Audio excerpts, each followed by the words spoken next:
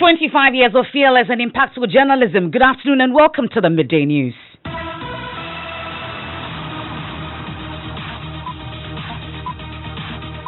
This bulletin is coming to you live from the Joy 99.7 FM studios here in Kokomlemle. Our digital address GA0993341. Also live on Love 99.5 FM in Kumasi. Affiliates across the country, including ATL FM in Cape Coast, Radio Max in Takrady, and Kekeli Radio in Hull. It's on ABN Radio in London and around the world at myjoyonline.com. The news is brought to you by UMB Bank, UMB Speed Up, Digibank, Let's Go, and Telesol 4G, just a touch. In this edition, government reviews officials of the Mills Mahama administration are refusing to cooperate with the investigations into Airbus bribery allegations.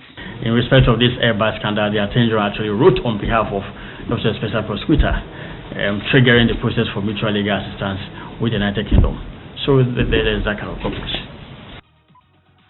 We'll hear from a Deputy Attorney General who is lamenting the slow pace of the investigations. Also, there is a practice in this town called cycle. It is not the intention of the MPP to spoil the ongoing business.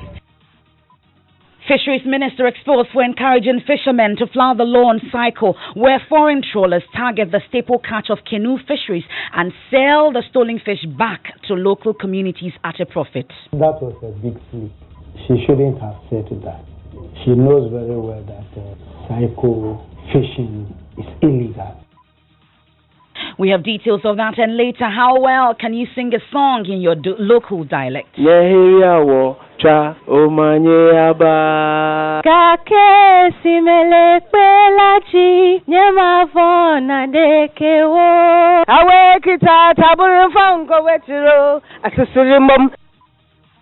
our Ghana Man series today, we bring you some tunes from different parts of the country in sports. 4 local players, 5 debutants as CK Akono names his first Black Star squad ahead of Ghana's clash against Sudan. We have all that and more here on the Midday News with me, Emefa Apawu. Please stay for details.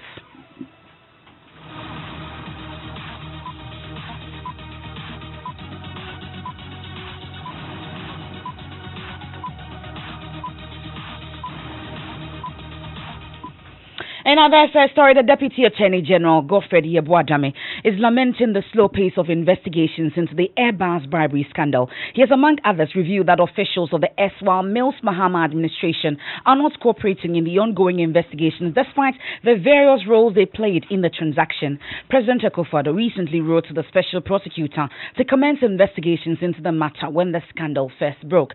He, however, expressed surprise that the officials involved have not come clean to the Ghanaian people about the roles they played. He made the revelation at a high-level anti-graft meeting today in Accra. First, to start from where you left off, there has been no doubt collaboration between African countries in respect of fighting transnational crimes. And I even alluded to the fact that Ghana sits at the heart of a specific trafficking route in the West African sub-region, and therefore there's a need for collaboration between Burkina Faso, Nigeria, and Ghana. And that collaboration is actually going on. We need to strengthen, of course. There's always room for improvement. And also, with regards to the Attorney General on her own initiating corruption investigations, yes, that has been done. In fact, I can easily refer to this Women matter, which after we were to ensure that the final orders of the Supreme Court to recover the judgment debt in question. The Attorney General on her own wrote to the Ghana Police Service asking for investigations to be done with regards to prosecuting the man. And those investigations were done. The docket on the investigations have referred to the Attorney General. So the Attorney General will be taking the relevant action if indeed the Attorney General finds that the investigations are worthy of prosecution. So the Attorney General on her own regularly conducts investigations relating to allegations of corruption. And I think that there's a lot of collaboration between us and other institutions of state. We set up the Office of the Special Prosecutor pursuant to an Act of Parliament. But of course, in spite of the independence of that office, anytime the office requires some sort of assistance, the Attorney General is always ready and willing to assist. In respect of this Airbus scandal, the Attorney General actually wrote on behalf of the Special Prosecutor, triggering the process for mutual legal assistance with the United Kingdom. So there is that kind of conflict. So that's a Deputy Attorney General, Godfred Yeboah Dame there, at a high-level anti-graft meeting earlier today. Of course, my colleague Kojo Yankson was at that anti-graft meeting. He joins us in studio. He just returned from that meeting. You got to interact with the Deputy Attorney General, Godfred Dame, as well. But let's stay on this Airbus bribery scandal. So he's been lamenting the slow pace of the investigation, also saying that officials of the SWAL administration are not cooperating with the investigations that is currently being carried out by the Special Prosecutor Martin Amidu. Did he say what will be done? But first, I want to find out, do we know who the government officials are, did he say? Well, Mr. Dame seems to be pretty certain who they are.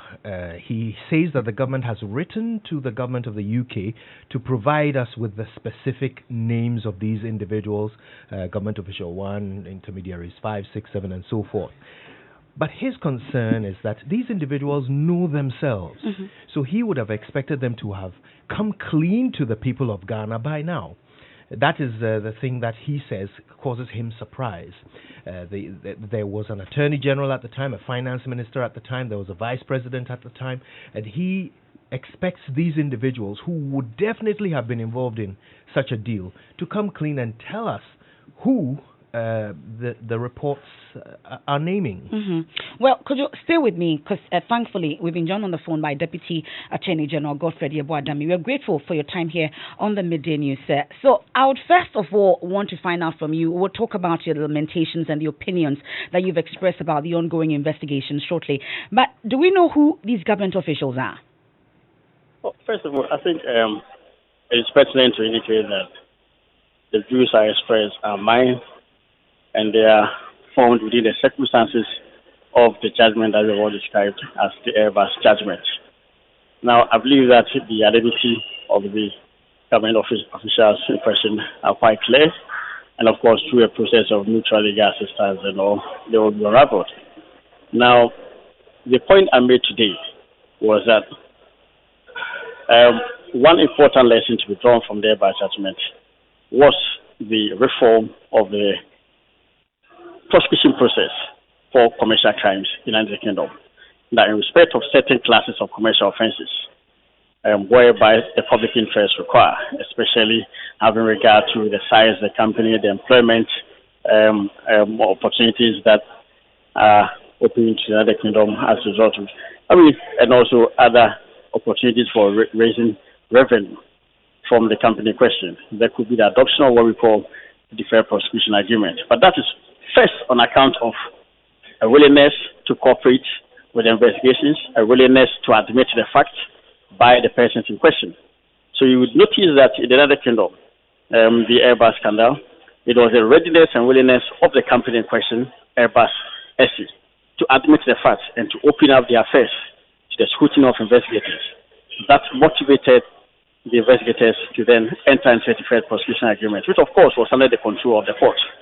And I recommend the same here for our system, especially in respect of certain classes of commercial offences, having regard to the opportunity, the employment that is created by the companies in question, loss of jobs that would be occasioned, the opportunity to also raise revenue as well. And I'm saying that in this country, even the entry into Deferred Prosecution Agreements will be quite difficult because of the reluctance on the part of certain persons to admit the facts.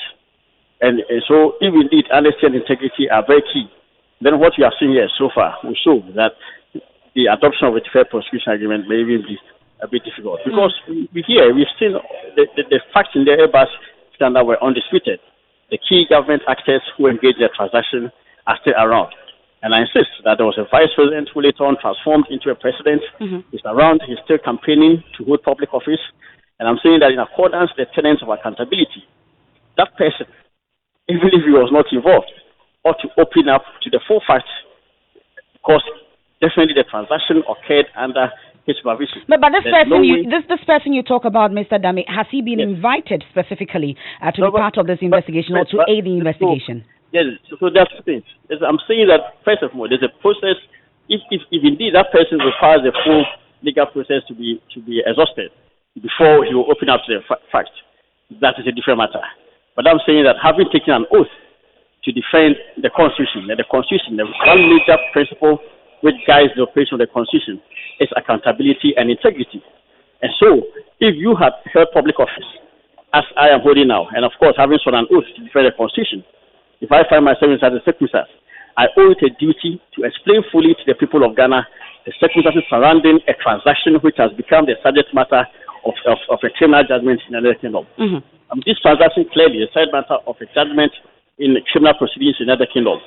And certain a company has been fined to the tune of almost 3 billion on account of one of the transactions issue, and one of them related to a matter that occurred during the presidency, the vice presidency, and the presidency of a certain individual. And I cannot reconcile how a person could, in defiance of the principle of accountability, not open up to the people of Ghana on a transaction that he himself played a role in, and at the same time be going around to the people of Ghana canvassing votes for the same people of Ghana. Now, Mr. Dami, my colleague rightly said that you've written to the UK and US authorities on this.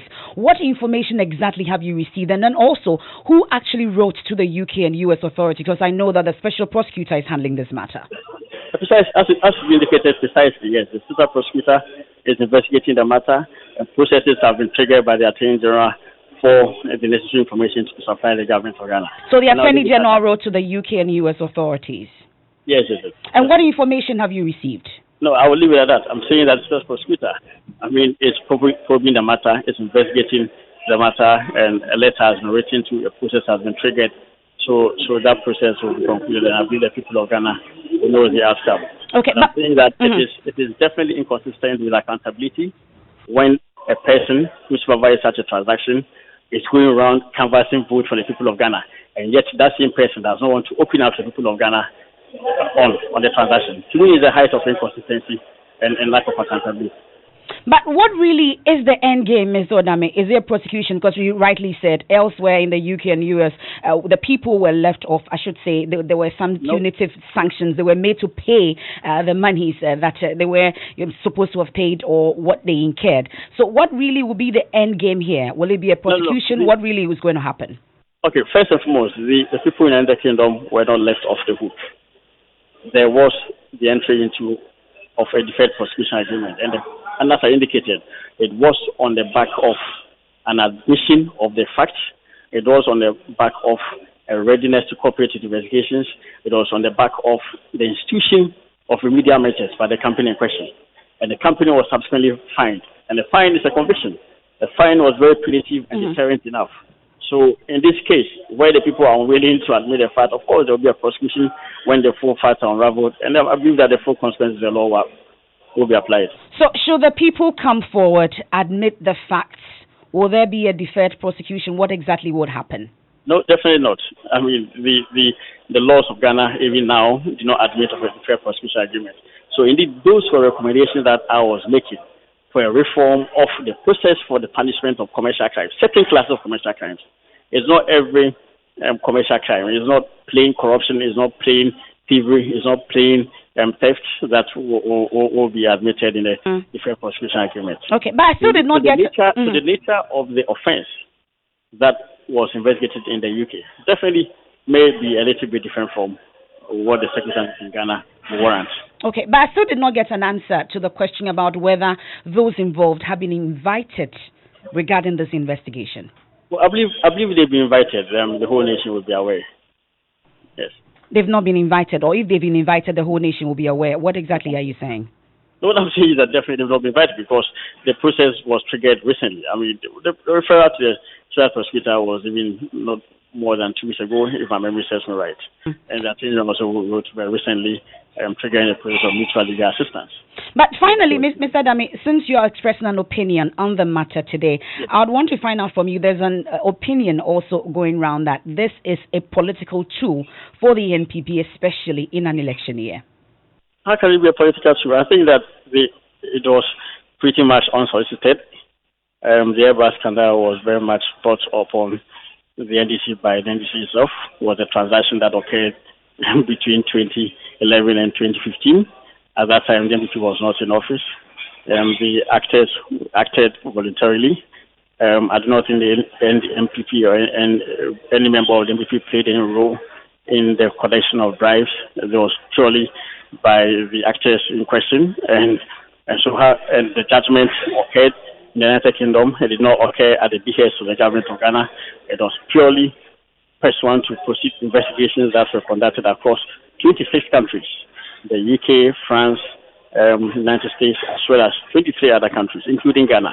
And the government of Ghana had no role at all. So clearly it was unsolicited. It's something that was necessitated by events that occurred in the United Kingdom. Okay. That's the judgment of the Crown Court of England. And Ghana government owns that a responsibility, as a duty to the people to take it up. I think that clearly is the best form of, or the best demonstration of the fight against corruption, the best demonstration of a commitment to uphold the rule of law. It's by President Nana Akufo-Addo to have ordered investigations into the matter. And that is what he has done. I think that we must allow the process to go on. Now, I said finally, though, but one quick one also just before we go, because in your earlier submission, you mentioned that the people or person is going around campaigning. I would want to find out specifically from you who you're referring to. Oh, I'm referring to the vice president who transformed into a president and won and lost the first won election in 2012 and lost 2016 elections. And his name is? Campaigning to come back again in 2020. And I'm saying that if...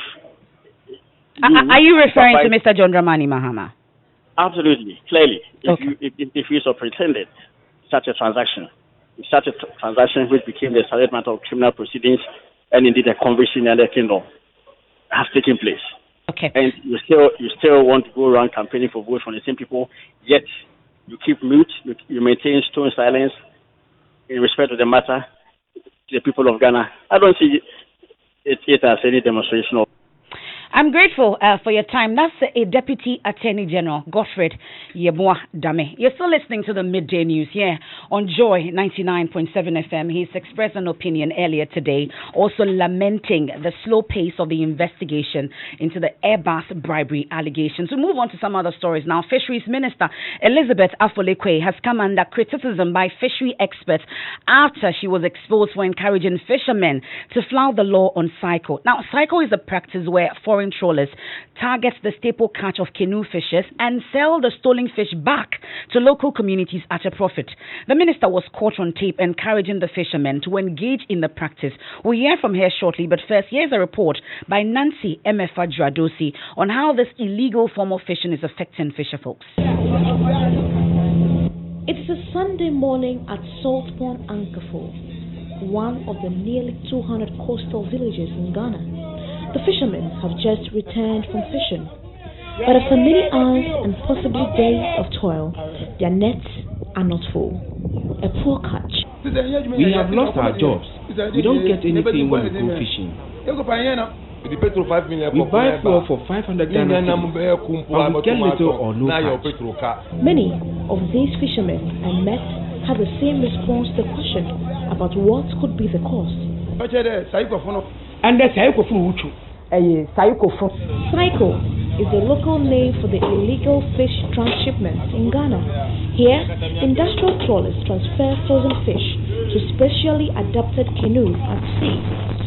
These trawlers are licensed to only target demersal species, but now they also illegally target same species, including the already depleted pelagic targeted by the artisanal fishermen. These cycle people waste their catch after taking what they want. I am meeting Pagu. He's the chief fisherman in Axim. He's been doing this for 40 years. He says he's unable to make enough to take care of his family. He blames the cycle business for his woes. Now I find it difficult to feed my family. I'm unable to even pay school fees. These fishermen blame the Fisheries Commission for not doing its job, but the Regional Director of Fisheries in the Western Region, Godfrey Beidutibo, disagrees. He says he lacks the resources to fight all the illegalities on sea. Now, at a function in a palm attended by President Akufo-Addo last year, Minister Elizabeth Afolekwe was heard saying government has not banned the practice. Listen. Yes, Lord. Why is There are lots of issues in the fisheries sector. We are doing our best to resolve them. There is a practice in this town called cycle. It is not the intention of the MPP to spoil the ongoing business. There are rumors that the Fisheries Ministry has banned cycle, but it's untrue.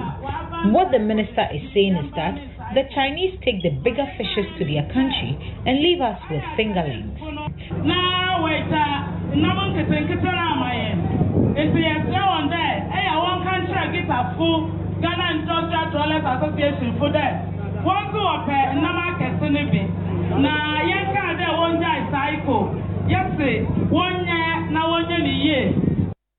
Now, her comments have been condemned by fisheries experts. A member of NGO Kofi Abuaga, who is also a member of the technical team that advises the ministry, said Madame Afolekwe goofed. He spoke on upfront on the Joy News channel. That was a big slip.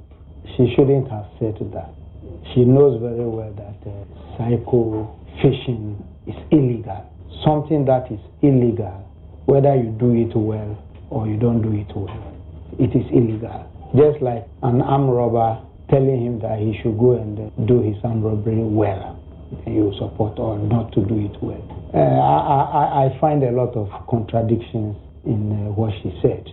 Perhaps she didn't mean to say so if she really looked at the law again before she went out there to speak. It sent out wrong signals to people in the industry. Section 132 is very, very clear. If you look at Section 139, it gives the minister the power to make regulations. And the regulations that the minister or the ministry made outlaws cycle. It's time for a quick breather here on the Midday News. Our top story: government reviews officials of the Mills Mahama administration are refusing to cooperate with investigations into Airbus bribery allegations. When we return, how well can you sing a song in your local dialect?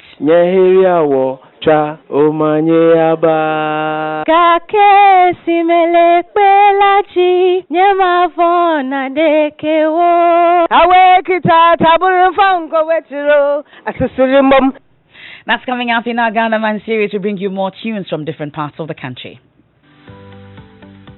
UMB was established in 1972 as the premier bank for the corporate and private sector in Ghana.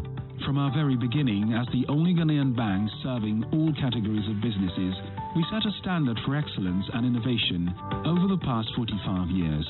We've built a financially healthy and strong bank, demonstrated our commitment to our customers and to growing businesses, and exhibited originality and innovation at every turn.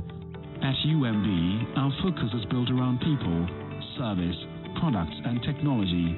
These are the key to our present success and our future triumphs.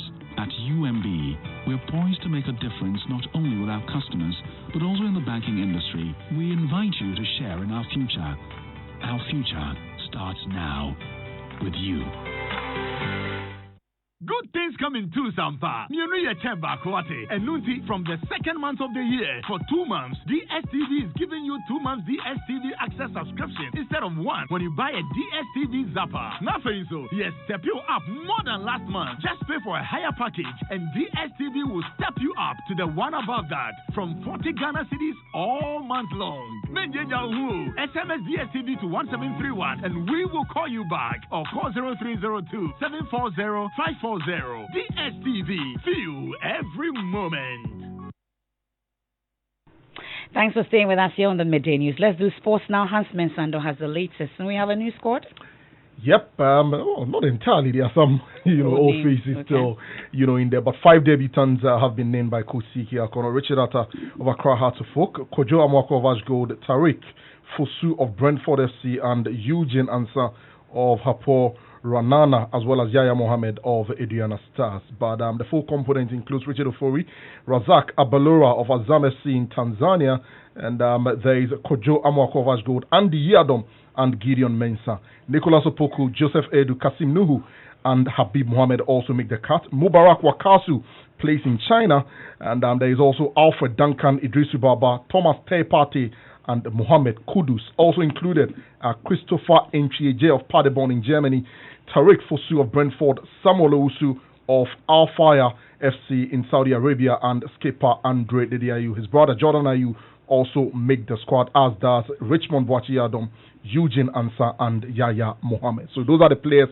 who have been called up by Coach Siki Akono. 4 local players have been named in the squad in the press conference that is still ongoing. Thank you very much, Hans. Let's head to the Volta region now, because the Regional Security Council says it is maintaining joint military and police patrol at Sugakofa, where residents embarked on 2 separate protests, one of which turned bloody over the killing of assembly member for the area.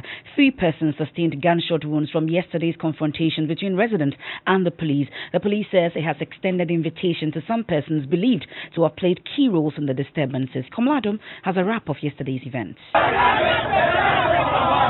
It was a day after angry residents of Sugakofe mounted roadblocks and disrupted traffic flow on the main Accra-Aflau road at the Sugakofe bridge for several hours over the killing of assembly member for the area, Marcus Ajahli. The residents were angry over what they describe as the rising cases of robberies and killings in the area. The police should find the killers of this particular one. This is the last straw that broke the camel's back. The perpetrators of this crime should be found and brought to book. Else, we have decided to vent our spleen and anger on the whole nation by blocking this Sugakofe bridge. Even before a 3-day ultimatum issued to police by the residents in the area to find the killers of the assembly member will expire, they took matters into their own hands. Per previous incident, the police couldn't respond as the people wanted, so they believe that they can't count on them for security. The residents poured onto the streets a second time Monday afternoon, and typical of demonstrations, they burnt tires, vandalized property, and prevented motorists from using the international highway. It had everything: pent-up anger. To be an understatement to say that security has completely broken down in South Tongu district, and we want to say that as early as possible it should be restored. Solidarity for a cause, and a fight for a man many described as a philanthropist and a man of the people. This guy is a very good committee member. Community Hospital, every birthday of his, he buys items for the Some protesters smashed a police vehicle. According to witness reports, 3 residents were caught up in the exchanges. They pelted the police with stones, and in an attempt to disperse the marauding crowd of residents, 2 men and a female were hit by stray bullets from the police. A team of military and police reinforcement was deployed to calm the charged atmosphere. We're still monitoring the situation in Sugakofe. Updates on myjoyonline.com. It's time now for our Clean Ghana campaign, and a middle-aged fisherman has been forced to clean sections of choked Mamprobi drains after he was caught openly defecating. Here are excerpts from today's edition of the Joy Clean Ghana inspection. Mr.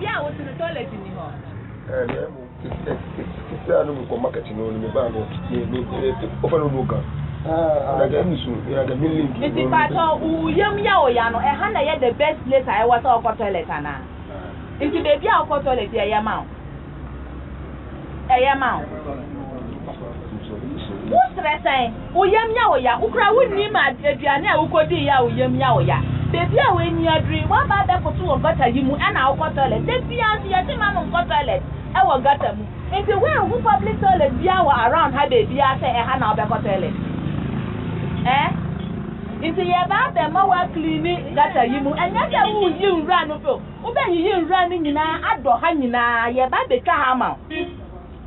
Task force bed now in time. Who pray you what office? So you have the task force leader, Florence Kuchi, there, scolding a fisherman who was found openly defecating. His punishment, he was forced to clean a choked Mamprobi gutter. The Joy Clean Ghana campaign could be in your area next. In the meantime, keep your vicinity clean. Now, you probably can hum along when you hear the tunes, but how well can you correctly sing a song in your local dialect? In our Ghana Man series today, we give the microphone to some staff, or we gave it to them in the newsroom, and yes, what we got. Aso mankwe wono dani nyegwelo te nyeke blofo me yeteni mena me ho wa lo te nyeke blofo me yeteni mena me ba ho wa lo cha shino komba cha nyehiria wo cha Omanye aba Kake simele pelachi Nyema vona dekewo Eyata Yesu Enye kwegbajala Ebe sisimum Taburu mama Iya ya zawaya Amese iya zawaya awekita taburum fango wetiro asisirimum taburum sisirimum taburum yeswe do jore joya odua maraka matanwachiu yeswe do jore joya odua maraka matanwachiu Ododio, and that's it for the midday news here on Joy 99.7 FM. There's more news when you log on to myjoyonline.com. I am Emefa Apawu. Thanks so much for your company. Drive safe, arrive alive.